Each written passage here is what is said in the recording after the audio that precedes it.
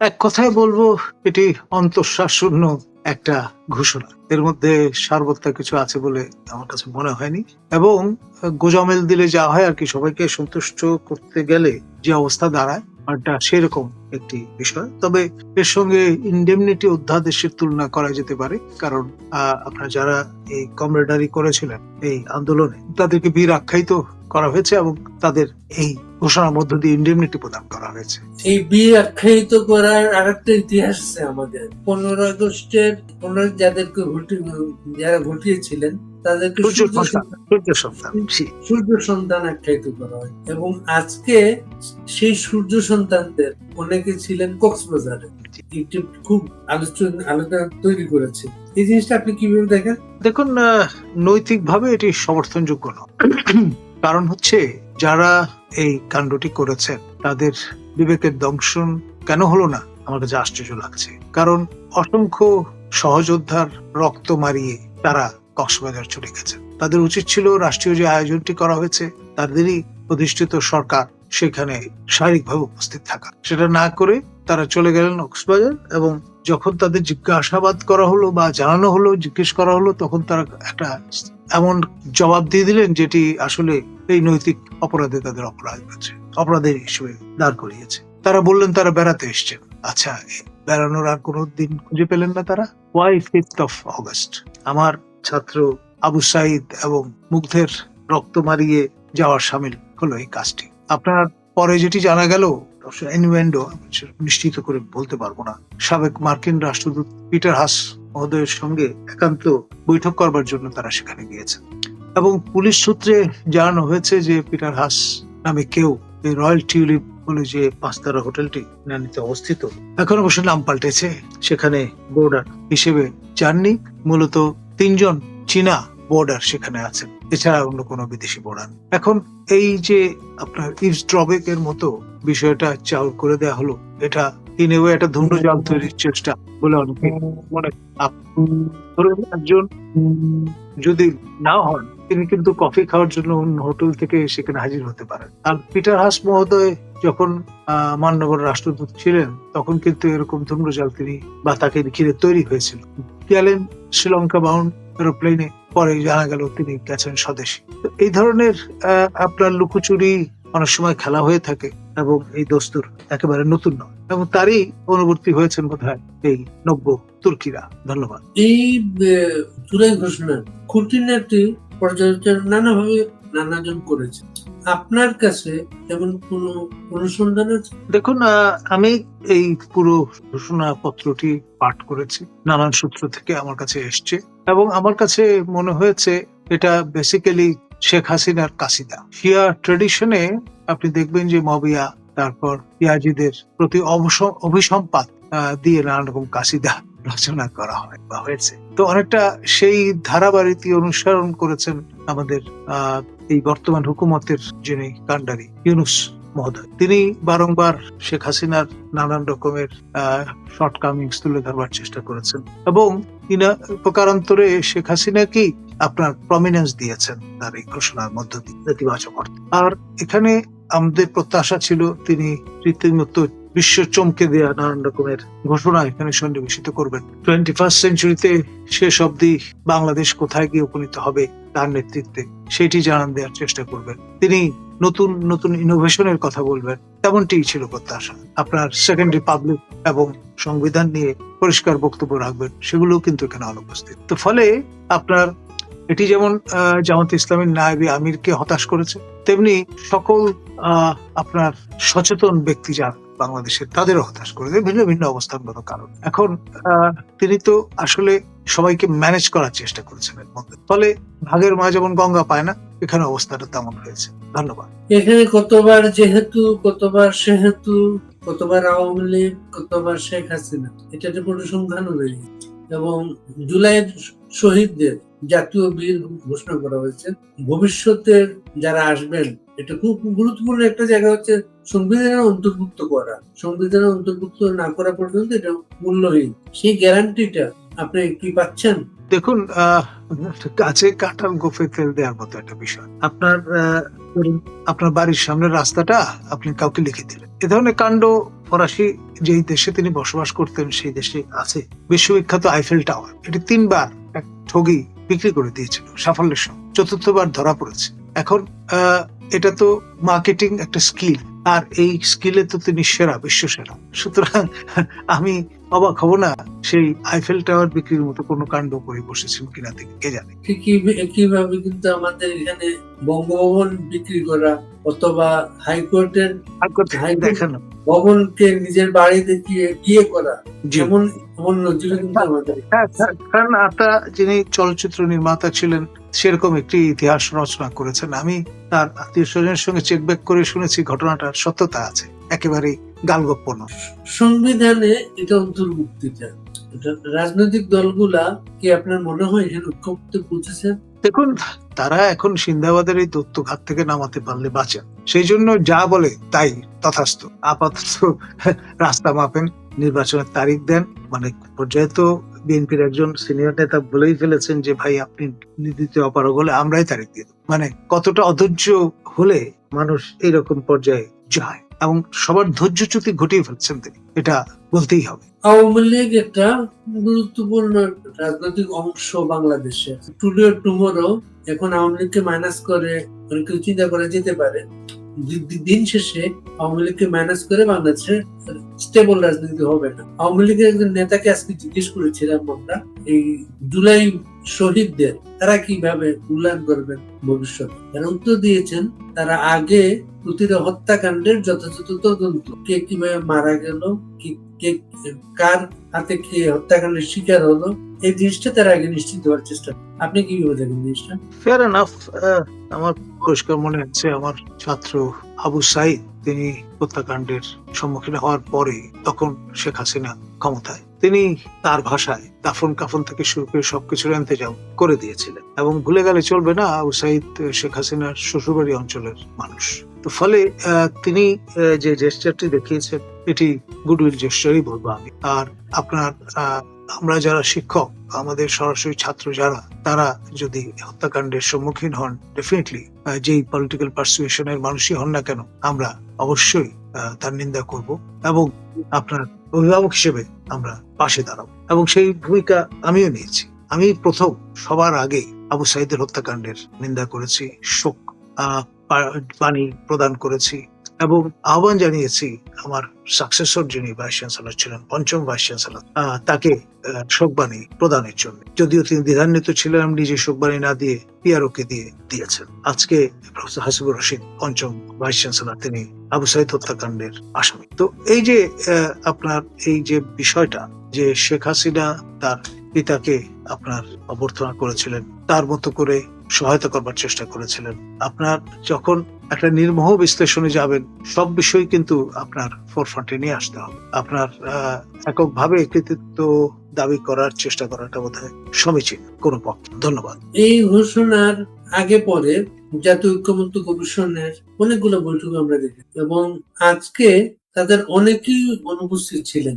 এখানে কোনো অনৈক্য আছে না এটা আনুষ্ঠানিকতা? আমার কাছে মনে হয়েছে এক ধরনের ফ্যাটিক কাজ করছে, অবসাদ। মানে এই যে সিরিজ অফ মিটিংস, যেখানে চা নাস্তা খেয়েছেন, বাক বিতরণটা হয়েছে, নানান রকমের আপত্তি উঠেছে। যেমন রুহিন হোসেন প্রিন্স কমিউনিস্ট পার্টির পক্ষ থেকে তিনি ওয়াক আউট করেছেন, রীতিমতো আপনার আপত্তি জানিয়েছেন, সহমত পোষণ করছে না সে কথাটি জানান দিয়েছেন। তো এরকম অনেকেই আছেন যারা গিয়েছেন কিন্তু সহমত পোষণ করেন। মানিক মিয়া এভিনিউতে আয়োজনের পেছনে একটা বড় উদ্দেশ্য ছিল, বড় একটা সমাবেশ ঘটানো। বাংলাদেশের এই চত্বরে অনেক বড় বড় সমাবেশের ইতিহাস আছে কিন্তু, এবং স্বতঃস্ফূর্ত সমাবেশ ছিল। এত ট্রেন ভাড়া করা, এত কিছু করা, অফিস আদালত ছুটি দেয়া, গার্মেন্ট ছুটি দেয়া, দিন যে এটা বাধ্যতামূলক, আপনাকে আসতে হবে সমাবেশ স্থলে। অর্জনটা কি দিন শেষে? আমি বলবো আপনার অশ্বডিম্ব।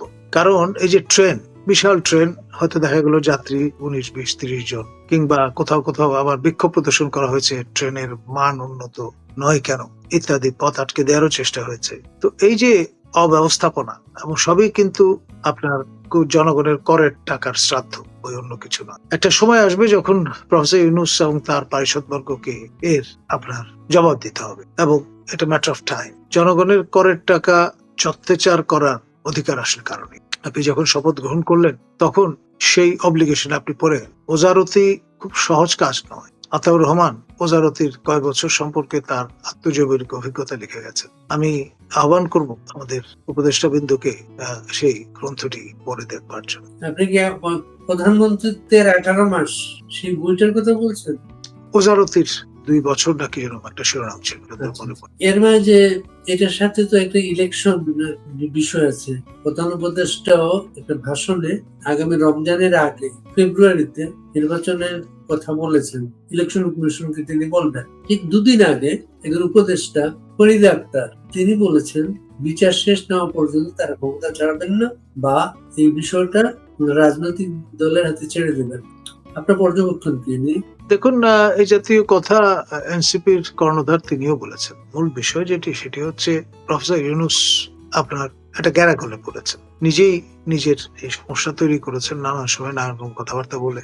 এখনো তার ধারাবাহিকতায় এরকম একটি সময় নির্দেশ করেছেন, কিন্তু 22 জানুয়ারি সেই নির্বাচনের তারিখের কথা কিন্তু আমরা ভুলে যাই। 111 সরকারের সময় আপনার নিশ্চয়ই মনে আছে 2007-এ এই তফসিলটি ঘোষিত ছিল। আজ অব্দি কিন্তু 22 জানুয়ারি নির্বাচনটা আমরা কেউ প্রত্যক্ষ করতে পারি। সেই নির্বাচন বছরখানেক পরে 29 ডিসেম্বর 2008-এ নবম সংসদ নির্বাচন সেটি অনুষ্ঠিত হয়েছে। তো সুতরাং সময় ঘোষণা করা এবং তারিখ ঘোষণা করাই শেষ কথা নয়। আসলে আপনার ইন্টেন্ট বা মোটিভটা কি সেটা গুরুত্বপূর্ণ। যে ইঙ্গিত প্রদান করা হচ্ছে তা কিন্তু তাৎপর্য বহন করে। আপনার নির্বাচন পর্যবেক্ষণের ইতিহাস 30 বছরের পুরনো এবং অভিজ্ঞতা।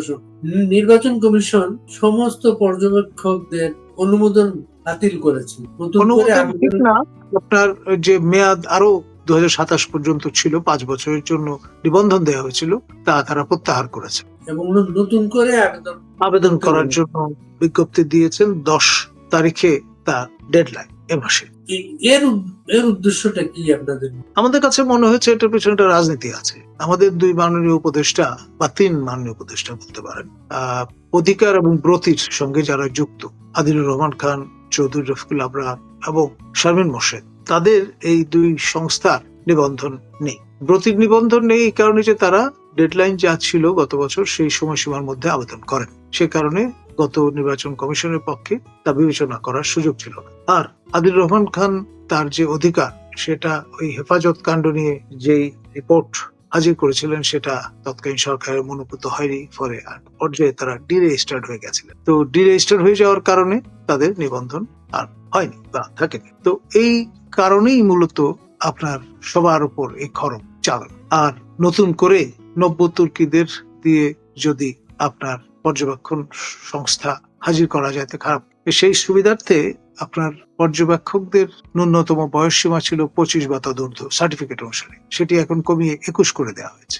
এখানে ডেফিনেটলি একটা রাজনীতি আছে, কোনো সন্দেহ নেই। এই রাজনীতির মূল সূত্রটা ডক্টর বদিউল আলম মজুমদার এবং ডক্টর আব্দুল আলিমের তারা সূত্রপাত। তারা তাদের যে নির্বাচন সংস্কার কমিশনে যে সমস্ত সুপারিশ করেছেন তার মধ্যে এটা নেই, এবং তারপর ঐকমত্য কমিশনের হাত ধরে পরে 2025 যে বিধিমালা নির্বাচন কমিশন থেকে প্রকাশ করা হয়েছে সেখানে ক্লজ ঢুকিয়ে দেওয়া হয়েছে যে যারা উদ্দেশ্যমূলক ভাবে প্রতিবেদন প্রদান করেছে তাদের তারা নির্বাচন পর্যবেক্ষণের অনুমোদন দেবেন না। তো এখানে একটা ক্যাচ আছে।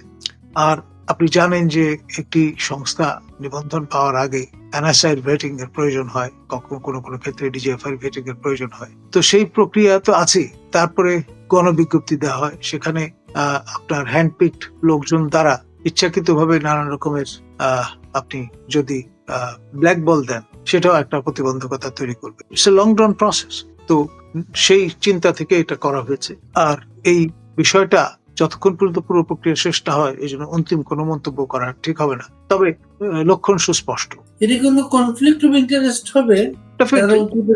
আপনার তারা তো এটা তোয়াক্কা করেন না। যদি করতেন তাহলে এই অশুভ খেলায় মারতেন। 2027 পর্যন্ত সবারই নিবন্ধন যাদের ছিল তারা মেয়াদ শেষ করার পরে নতুন করে নবায়নের সময় তখন এই বিষয়গুলো নিয়ে আসা যেত, কিন্তু তারা এই ব্যাপারে একেবারেই অনুদার এবং আপনার প্রতিহিংসা পরায়ণ আমি বলবো। আমাদের ডক্টর বদিউল আলম মজুমদার তিনটি কমিশনের নডিং নিয়েছেন, তিনটি আমলে আপনার এনজিও ব্যুরোর ক্লিয়ারেন্স নিয়েছেন, যেটি প্রধানমন্ত্রী সচিবালয়ের অধীনে পরিচালিত, এবং ঠিকই তার ক্যান্ডিডেটস ফোরাম করার জন্য ডোনার কমিটি থেকে অর্থ ছাড় করিয়েছেন, এবং এই বেনিফিশিয়ারি আবার অন্য বেনিফিশিয়ারিদের দিকে আঙ্গুল তুলছেন, which is really unfortunate। আর বর্তমান যে ঝামেলাটা, আপনার এই যারা জুলাই আন্দোলন করেছেন তাদের মধ্যে এই অনৈক্যের বীজ কিন্তু ডক্টর বদিউল আলম মজুমদারই বপন করে দিয়েছেন। আমাদের যিনি সাবেক প্রধান নির্বাচন কমিশনার বীর মুক্তিযোদ্ধা নুরুল, যিনি অসম্মানিত হলেন কিছুদিন আগে, তিনি যখন আপনার দায়িত্ব গ্রহণ করেন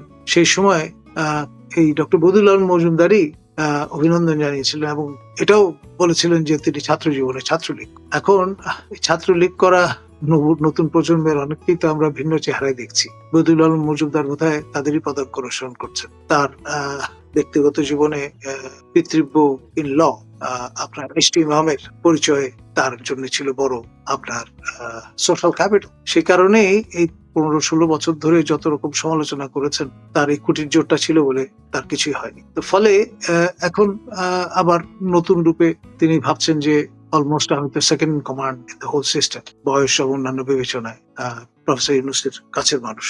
তো ফলে ডিভিডেন্ড যা নেওয়ার সেটা নিচ্ছেন এবং ভবিষ্যতে কোনো কম্পিটিটর রাখতে চান না, নিজের জন্য পথটা মসৃণ করতে চান, সেই সব চিন্তা থেকে এগুলো করেছেন। আর পাশাপাশি এই পুরো যে তার টার্মস অফ রেফারেন্স, সেখানটা এমন ভাবে প্রণয়ন করেছেন যাতে আপনার এই নির্বাচন পদ্ধতি বিতর্কটা না আসে, এবং এটা বিষটা রেখে দিয়েছেন যাতে ঐক্যবদ্ধ কমিশন পরবর্তীতে যে পরিস্থিতি পরিবেশ তা আরো ঘোলাটে হয়। এবং খেয়াল করে দেখেন জামাত এবং ইসলামী আন্দোলন এবং তাদের সমমনস্ক দলগুলো, প্রায় 18টা দল, তারা কিন্তু ব্ল্যাক বল দিয়ে বসেছে যে নির্বাচন পদ্ধতি পিআর সিস্টেমে না হলে তারা সন্তুষ্ট নন। আর এনসিপি তো এক কাঠি আরো সরেস, তো বলেছেন যে হ্যাঁ, এই পদ্ধতি ছাড়া নির্বাচন করতে দেবেন না বা নির্বাচন করবেন না। ব্যাপারটা কি দাঁড়াচ্ছে? একে বিচার, তারপর আবার নির্বাচন পদ্ধতি নতুন সংকট আহ্বান করছে। আর প্রফেসর ইউনূসের জন্য তো আপনার এ ধরনের হ্যান্ডেল খুব হ্যান্ডি, বলে তার জন্য সুবিধা যে ভাই আমি কি করবো, স্টেক হোল্ডাররাই তো চায় না। সুতরাং বিয়ন্ড 2026-এর পরে যদি ইলেকশন হয় কোনো সমস্যা নেই, আমি তো ফিট আছি। এই জুলাই সনদ ঘোষণার পরে রাষ্ট্রপতির ভবিষ্যৎ, জরুরি অবস্থা, নানা আলোচনা আছে, এগুলো কি প্রাসঙ্গিক এখন? একেবারেই উড়িয়ে দেওয়া যায় না, এই কারণে যে যেই ঘোষণাটি আপনি দেখছেন নানামুখী চাপে পড়ে এই রূপ পরিগ্রহ করেছে। আপনি খেয়াল করে দেখেন, ইঙ্গিতটা কিন্তু আমাদের মাননীয় উপদেষ্টা মাহফুজ আলম দিয়ে দিয়েছেন। গতকালই তিনি স্ট্যাটাস দিয়েছিলেন যে 111-এর পদধ্বনি শুনতে পাচ্ছি। এটা তো এমনি এমনি দেননি, সেরকম আশঙ্কা থেকে এই ঘোষণাটি চরিত্র পাল্টে গেছে। এখানে সংবিধান ছুঁড়ে ফেলার কথা ওইভাবে বলানি, এখানে সেকেন্ড রিপাবলিক জারি করার কায়েম করার কথাও বলানি, ওই সব কারণে, বা রাষ্ট্রপতিকে পদচ্যুত করার কথা ওইভাবে বলা হয়, কম্প্রোমাইজ করতে হয়েছে।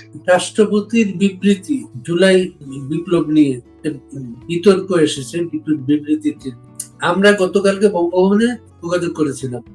বঙ্গভবন থেকে বলা হয়েছে তারা যে বিবৃতি দিয়েছেন, যেটা প্রকাশ পেয়েছে, এটা এক বিবৃতি না, সেটাকে ঘষামাজা করা হয়েছে এবং রাষ্ট্রপতি কোনো বিবাদে যেতে চান। আপনাদের কিছু কোনো তথ্য আছে ব্যাপারে? দেখুন, সঙ্গত কারণেই তিনি তো রাষ্ট্রের প্রতীক, কোনো পার্টিজান স্ট্যান্ড তার নেবার অধিকার। তো সেই কারণে যে বিবৃতিটি হাজির করা হয়েছে, এখানে যে ট্র্যাডিশনটা আমার ধারণা মেনটেন করা হয়েছে, পিএমও, ফর্মার পিএমও, এখন চিফ অ্যাডভাইজার্স অফিস, সেখান থেকে যেভাবে লিখে দেয়া হয় তার বাইরে কোনো কিছু করার সুযোগ, হাত পা বাঁধা, সেটাই ট্র্যাডিশন। তো ফলে আপনার ঘষা মাজা করাই হোক আর যাই হোক, একেবারে টপসি টার্ভি কোনো বিবৃতি বঙ্গভবন থেকে প্রদানের সুযোগ নেই আইনত, সিস্টেমিক কারণে। সে কারণে আমরা খুব একটা অবাক। সাধারণত তো রাষ্ট্রপতির কাছে বিবৃতি তো আগে প্রধানমন্ত্রী অফিস থেকে তৈরি হয়ে যেত, এখন প্রধান উপদেষ্টা, এটাই তো বাস্তব অবস্থা ছিল। রাইট।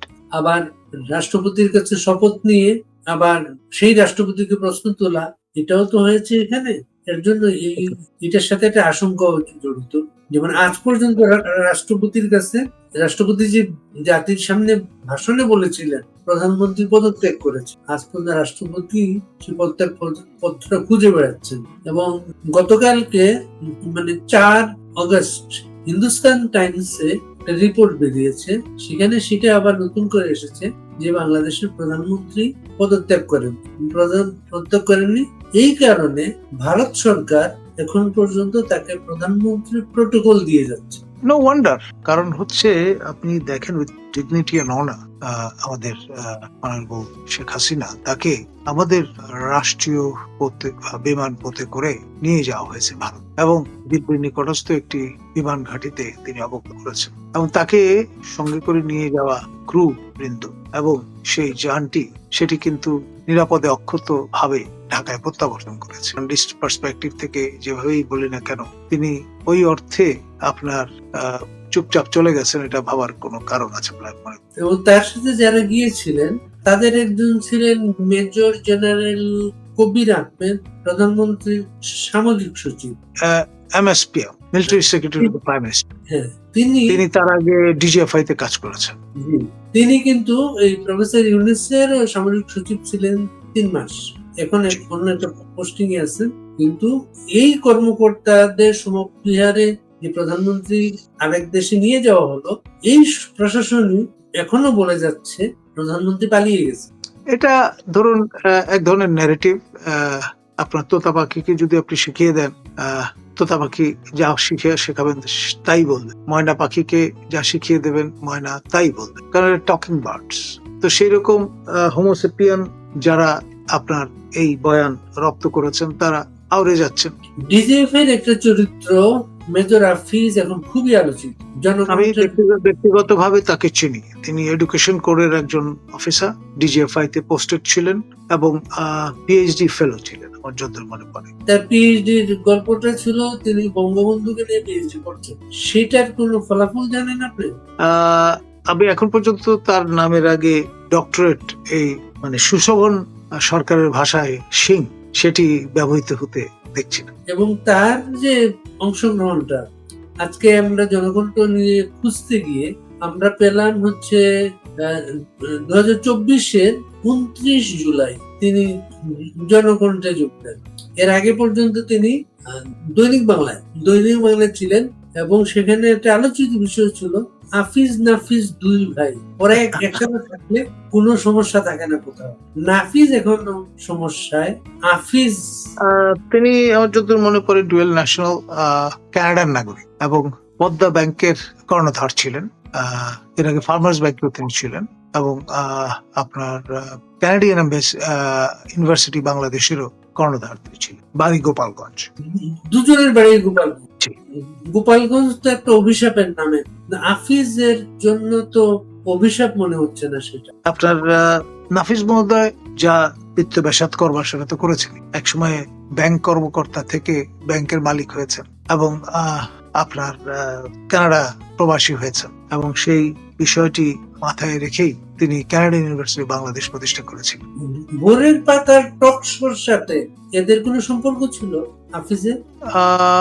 এইটা আমি নিশ্চিত করে বলতে পারবো। ভোরের পাতার টকশোর সাথে আপনি জড়িত ছিলেন? আমি গেস্ট হিসেবে গেছি মাঝে মধ্যে, মানে আমি অ্যাঙ্কর ছিলাম। আমি তো সব টকশোতেই যাই, যারাই ডাকেন আমি কাউকে মানা করি নেভার। আমি খোঁজ করতে গিয়ে ওরা 1300-র মতো টকশো করেছে, বড় অংশ, কিন্তু আমরা খুবই আলোচিত টকশো বলে আমারও তো খেয়াল পড়ে। এই পত্রিকাটার মালিক পক্ষ আজকে পত্রিকায় অবাঞ্ছিত। জনকণ্ঠ ভবন ইস্কাটন এলাকায় গেলে চোখে পড়ে। এটা কি নজির হয়ে থাকবে বাংলাদেশে? পত্রিকা বেদখল হয়ে গেছে। এটা আসলে আমি অবাক হইনি, কারণ হচ্ছে এই রেজিমের যে রণকৌশল, তার মাইক্রো আপনার কৌশলটি হচ্ছে মব ভায়োলেন্স, আর ম্যাক্রো কৌশলটি হচ্ছে ট্যাগিং। আপনার যেটি আউরে একেবারে তোতা পাখির মতো বলা হয় দোসর, এই দোসর ট্যাগিংটা হচ্ছে ম্যাক্রো পার্সপেক্টিভে তারা ব্যবহার করেন। এখন এই জনকণ্ঠের ওপর একটা ক্ষোভ তো ছিলই এই রেজিম যারা পরিচালনা করছেন তাদের, সঙ্গত কারণে, কারণ ইট ওয়াজ এন ওপেন সিক্রেট যে এই পত্রিকাটি নিয়মিত সাবেক প্রধানমন্ত্রী পড়তেন। তো ফলে এটির উপর একটা সনদৃষ্টি যারা তার বিরোধী ছিলেন তাদের ছিল। এখন যেহেতু মৌকা পাওয়া গেছে, তারা তাদের রণনীতি দুটি কাজে লাগিয়ে এখানে, একটা ট্যাগিং আর একটা মব, যেটা শফিক মহোদয়ের ভাষায় প্রেশন। অনেক অনেক দর্শক এটা সরাসরি দেখছেন এবং আপনাকে প্রশ্ন করছেন, তাদের কিছু প্রশ্ন নিয়ে আসি, আপনি দেন। সোহেল রানা বলে একজন লিখেছেন, বান্দরের হাতে মুক্তার মালা, মালা হলো বাংলাদেশ, সামনে দাঁড়ানো অগণিত প্রতিনিধি মালা পরার আশায় অপরাধীদের তালিকা দীর্ঘ। কলিমুল্লাহ সাহেব, বাংলাদেশটার ভবিষ্যৎ কি দেখেন?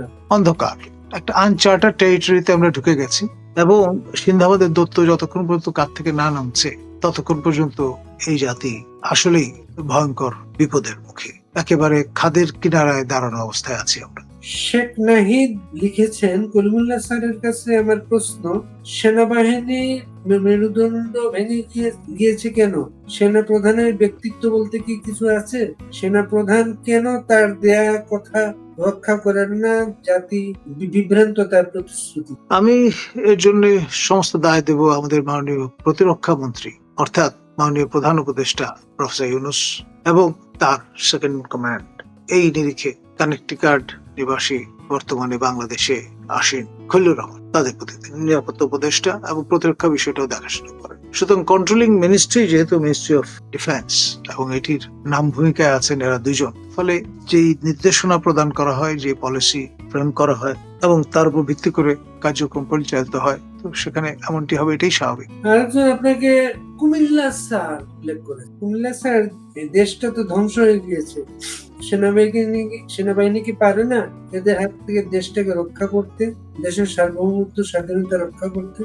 কুমিল্লা বলার হয়তো কারণ এই যে আমার স্থায়ী ঠিকানা কুমিল্লায়, সে কারণে আমাদের পূর্বপুরুষের পীঠস্থান, যেটি সমতট জনপদ। পরবর্তীতে আইয়ুব খানের আমলে এর নাম হয়েছে কুমিল্লা বা কহমিলা পাওয়া গিয়েছে। হযরত শাহজালাল রহমতুল্লাহ আলাইহি তিনি তার 360 আউলিয়া নিয়ে যখন দিল্লি থেকে আপনার এসে হাজির হলেন, তার সঙ্গে একজোড়া কবুতর এবং এক মুঠো মাটির নমুনা ছিল। তো সেই মাটির রং ছিল লাল। তো লালমাই অঞ্চলের মাটি লাল, সেটা দেখে একজন সহচর চিৎকার করে উঠে বলেছিল কহমিলা, মানে পাওয়া গিয়েছে।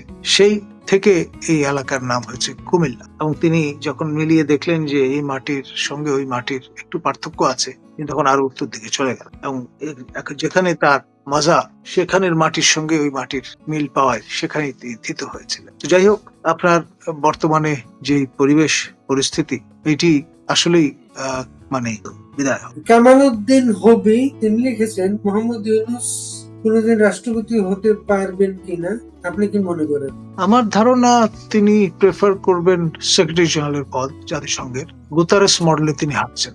গুতারেস মহোদয় প্রথমে পররাষ্ট্রমন্ত্রী ছিলেন, পরে প্রধানমন্ত্রী হয়েছেন পর্তুগালে, তারপরে সেক্রেটারি জেনারেল। আমাদের প্রফেসর ইউনূসও তত্ত্বাবধায়ক সরকারে উপদেষ্টা ছিলেন মন্ত্রী মর্যাদায়, এখন প্রধান উপদেষ্টা প্রধানমন্ত্রী মর্যাদায়। পরবর্তী ডেস্টিনেশন হতে পারে সেক্রেটারি জেনারেল অফ ইরান। দেশের বৃত্তি যদি থাকে, তিনি যদি এখানে থাকেন বঙ্গভবনে থাকলে দশা কি হয় সেটা আমাদের শাহাবুদ্দিন চুপ্পু মহোদয়কে দেখেই তো তিনি অনুমান করতে পারছেন। সুতরাং এই সোনার পিঞ্জরায় তিনি ঢুকতে চাইবেন বলে আমার মনে হয়। যার আমলে তার দেশে মব সন্ত্রাস বলে একটা জিনিস চালু হয়েছে, যার আমলে তার দেশে বিচার প্রার্থী মানুষের উপর আদালতে হামলা করা হয়েছে, তাকে কি জাতিসংঘের মহাসচিব পদে সদস্য দেশগুলো ওয়েলকাম করতে পারে?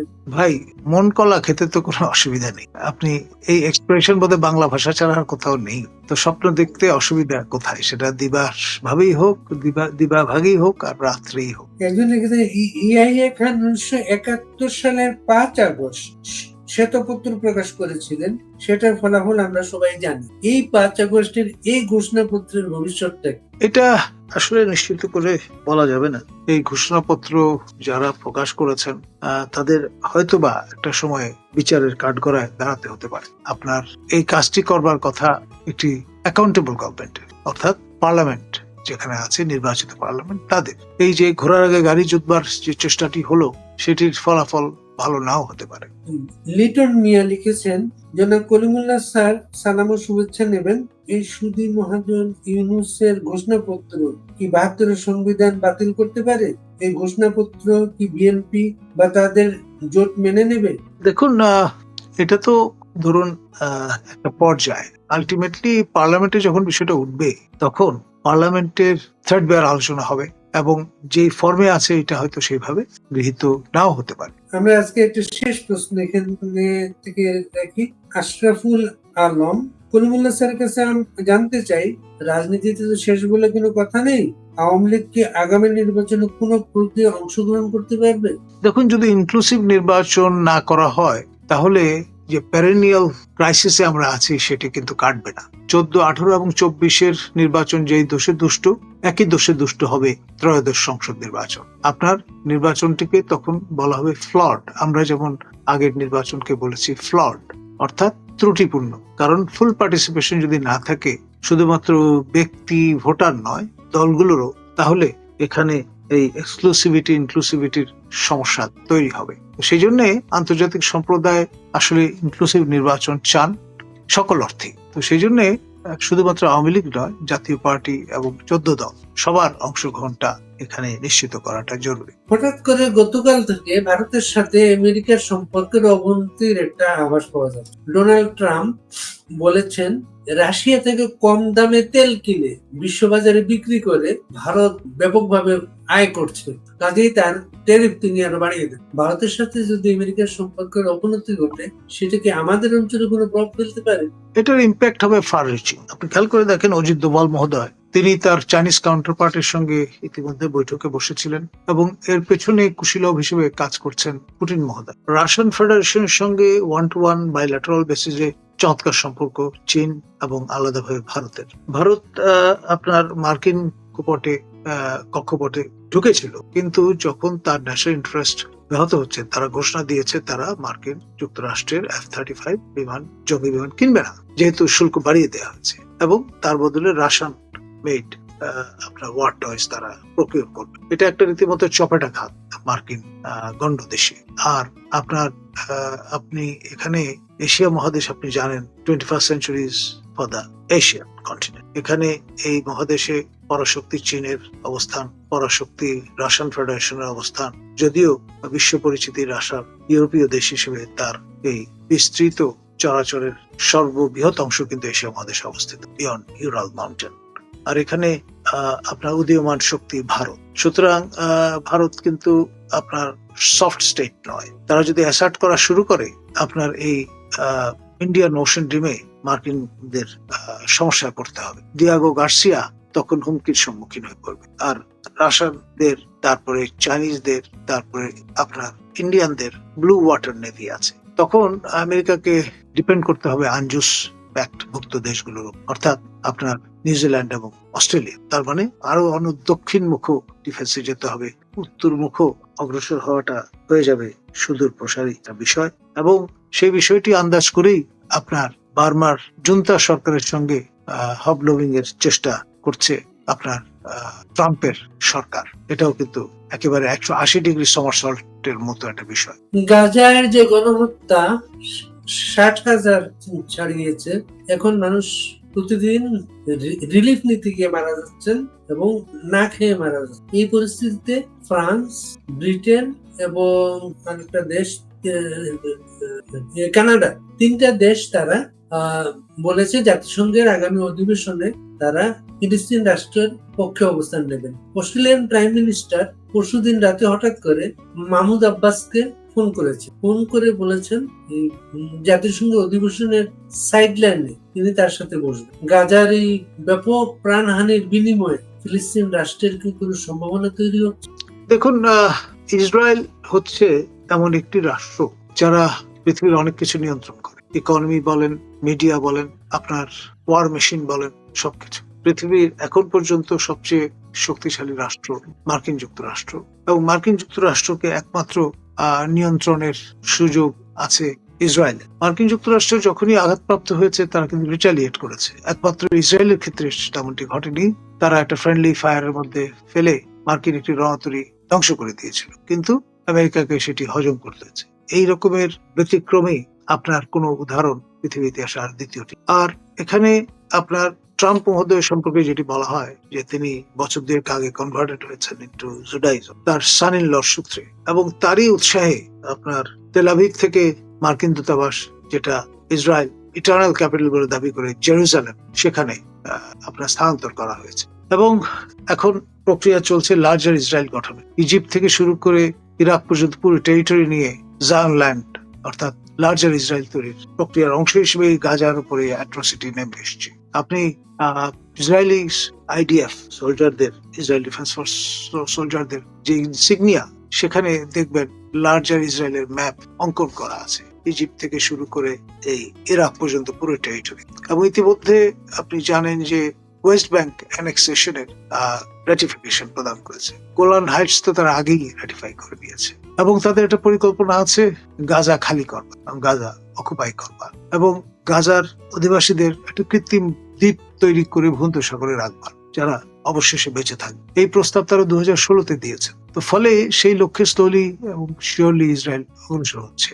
এটি আপনার ওয়েস্টার্ন মরাল যে বেসিস সেটাকে নাড়া দিয়েছে, সে কারণেই হয়তো ফ্রান্স, যুক্তরাজ্য এবং কানাডা রিথিঙ্ক করছে। এটা বেসিক্যালি জাতিসংঘের যে রেজলিউশন তারই বাস্তবায়ন, নতুন কিছু নয়। কিন্তু ডিফ্যাক্টো সেন্সে ইসরায়েল ম্যাটার করে এবং তাদের হাত অনেক লম্বা। বাংলাদেশের সীমান্ত তারা নিয়ন্ত্রণ করে, এটা আমরা অনেকেই জানি না। এই যে কাঁটাতারের বেড়া, ওয়াচ টাওয়ার, সবই কিন্তু ইসরায়েলি যে আপনার মডেলটা আছে তার বাস্তবায়ন। এবং ফেলানির মতো মানুষ যখন মরে ঝুলে থাকলো, এটারও পেছনে ইসরায়েল। আপনার ইসরায়েল যখন থেকে নাইট ভিশন, গুগল এবং গ্যাজেট দিয়ে সমৃদ্ধ করা শুরু করলো বিএসএফ কে, তখন থেকে দিন রাতের কোনো পার্থক্য আর থাকলো না। 47 পরবর্তী সময়ে আমাদের সীমান্তবর্তী অঞ্চলের মানুষজন এর থ্রাইভিং প্রফেশনই হচ্ছে আপনার চোরাচালান। তো সেটা তারা under the darkness, cover of darkness তারা করে থাকতেন।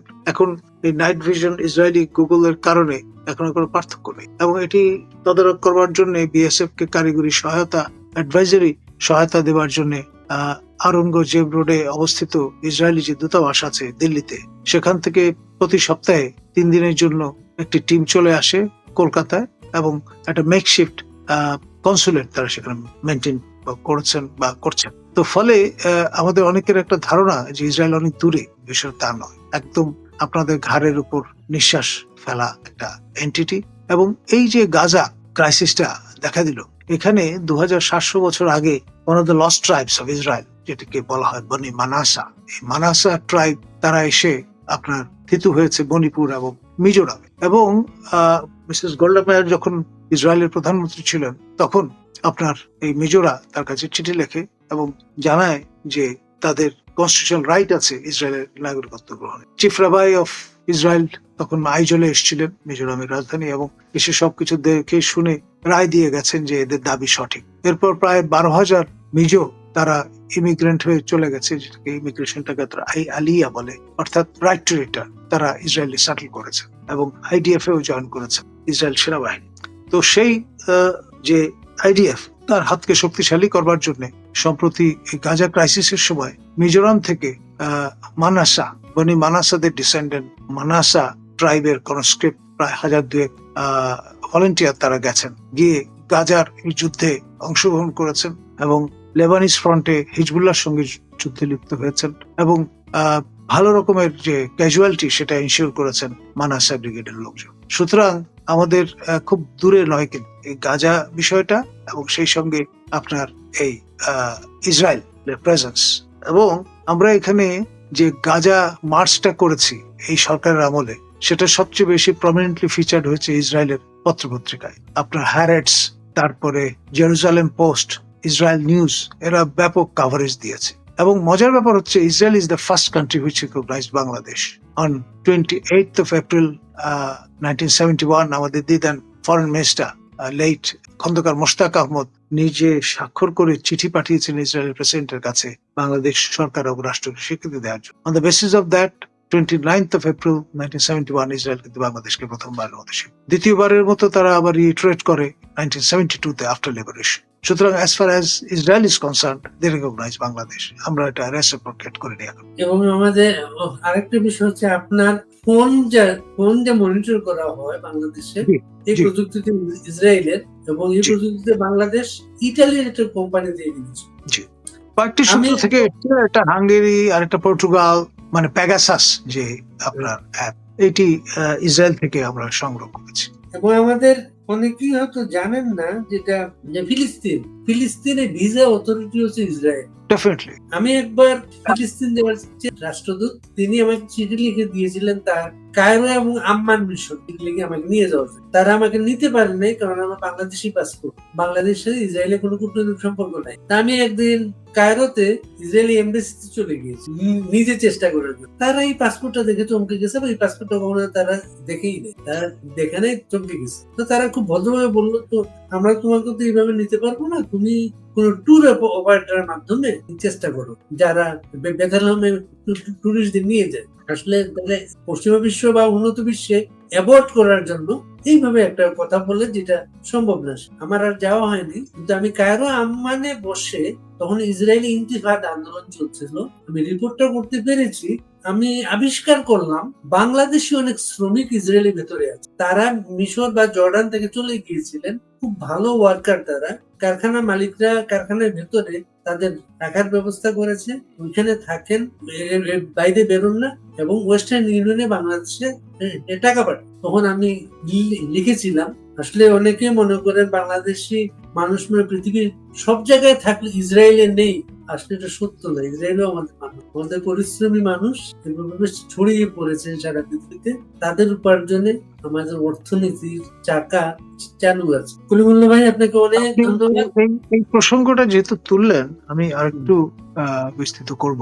বিবিসি জানান দিয়েছিল যে আমাদের সাবেক পররাষ্ট্রমন্ত্রী দীপুমণি, তিনি প্যালেস্টাইনের যে অথরিটি রামাল্লায় যেতে চেয়েছিলেন, কিন্তু ইসরায়েলের অনুমতি ছাড়া শেষ পর্যন্ত তিনি যেতে পারেননি। তাকে শর্ত দেওয়া হয়েছিল যে তিনি পররাষ্ট্রমন্ত্রী হিসেবে যদি তার গুড অফিস ব্যবহার করেন এবং ইসরায়েলের যে স্বীকৃতি তারা দিয়েছে আমাদেরকে সেটা রেসিপ্রোকেট করেন, তাহলেই তাকে অনুমতি দেওয়া হবে। এটা আমি নিজের কানে শুনেছি বিবিসি ব্রডকাস্টিং থেকে। এটা আরেকটা ঘটনা আছে, আমাদের ইয়াসির আরাফাত মারা যাওয়ার পরে প্যালেস্টাইন অথরিটিতে ইলেকশনটা হয়েছিল, সেই ইলেকশন মনিটরিং এ জাতিসংঘ টিমের মেম্বার হিসেবে ডক্টর কামাল হোসেন গিয়েছিলেন। ডক্টর কামাল হোসেন গিয়েছিলেন, তারা হয়তো তার একটা ট্রাভেল ডকুমেন্টের ব্যবস্থা করেছিল। তারা বাংলাদেশে যেতে পাসপোর্ট যেতে পারবেন না, তার ট্রাভেল ডকুমেন্টের ব্যবস্থা করেছিল। কামাল হোসেন লিখেছিলেন যে এরকম মানে ইয়াসির আরাফাতের কবর জিয়ারত করেছেন, সেটা লিখেছিলেন। সেটা কলিমুল্লাহ ভাই, অনেক ধন্যবাদ। আমরা আজকে বিশেষ একটা দিনে জরুরি নোটিশে আপনাকে পেয়ে গেছি। আপনার কথাগুলো অনেকে অনুসরণ করছিলেন এবং ফেসবুক লাইভ, ইউটিউব কয়েক হাজার লোক একসাথে দেখছিলেন। সবাই ভালো থাকবেন, আপনিও ভালো থাকবেন। ধন্যবাদ। পলাতক শেখ হাসিনা 1 বছর পরও মাটিতে নামলেন না, জনগণের মুখোমুখি হলেন না, তবে আক্রমণ চালিয়ে গেলেন ভার্চুয়ালি। প্রশ্ন উঠছে, এই কি জননেত্রীর দায়িত্বশীলতা? শেখ হাসিনার ভাষণে ছিল একগুচ্ছ হুমকি, পুরনো অভিযোগ আর বিরোধীদের দোষারোপ। কিন্তু প্রশ্ন হচ্ছে, নির্বাচন নিয়ে কোনো জবাব নেই। ডক্টর ইউনূস, সেনাবাহিনী, গণমাধ্যম সবাইকে একহাত নিলেন, অথচ নিজের দলের ভেতরের দুর্নীতি নিয়ে একটাও কথা বললেন না। তিনি দাবি করলেন দেশ উন্নয়নের পথে, কিন্তু সেই উন্নয়ন কি শুধুই ভার্চুয়াল? যেখানে জনগণ নেই, গণতন্ত্র নেই, ভোট নেই, সেখানে কিসের উন্নয়ন? 1 বছর ধরে দেশের বাইরে থেকে ভার্চুয়াল বক্তৃতা দিলেও তিনি দেশে ফিরছেন না কেন? জনগণের সামনে দাঁড়াতে ভয় পাচ্ছেন কেন? আইন আদালতের মুখোমুখি না হয়ে কেবল হুমকি ধামকি দিলেই কি নেতৃত্ব প্রমাণিত হয়? এটাই কি সেই নেতৃত্ব যার উপর বাংলাদেশ ভরসা রাখবে? বাংলাদেশের ভবিষ্যৎ কি ভার্চুয়াল বক্তৃতায় বন্দী থাকবে, নাকি জনগণ এবার নিজেদের সিদ্ধান্ত নেবে মাঠে নেমে? আপনার মতে শেখ হাসিনার ভার্চুয়াল বক্তব্য কি বাস্তব রাজনৈতিক দায় এড়ানোর চেষ্টা, নাকি কৌশলগত পাল্টা আক্রমণ? তো আজকে এই পর্যন্তই, কিন্তু প্রশ্নগুলো এখানেই শেষ নয়। এই দেশ, এই রাজনীতি, এটা আমাদের সবার। আপনি, আমি, আমরা সবাই মিলে গড়ে তুলব সচেতনতার একটা মঞ্চ। আপনার ভাবনা, আপনার চিন্তা এবং আপনার মতামত আমাদের দরকার। তাই কমেন্টে লিখে জানান এই মুহূর্তে আপনি কি ভাবছেন এবং আপনি কোন দিকে তাকাচ্ছেন। রিপাবলিক অ্যান্ড পলিটিক্স কেবল খবর বা বক্তব্যের জায়গা নয়, এটা একটা ভিন্ন মতের প্ল্যাটফর্ম। এখানে প্রশ্ন করার সাহস আছে, সত্যের পেছনে ছুটে চলার স্পর্ধা আছে। চ্যানেলটি ভালো লাগলে অবশ্যই সাবস্ক্রাইব করে পাশে থাকুন, কারণ একটা ক্লিকেই হতে পারে হাজারো অন্ধকার ভেদ করে আলো খোঁজা শুরু। ফিরছি পরের পর্বে আরও খোলামেলা বিশ্লেষণ নিয়ে। সে পর্যন্ত সবাই ভালো থাকুন, সুস্থ থাকুন। আল্লাহ হাফেজ।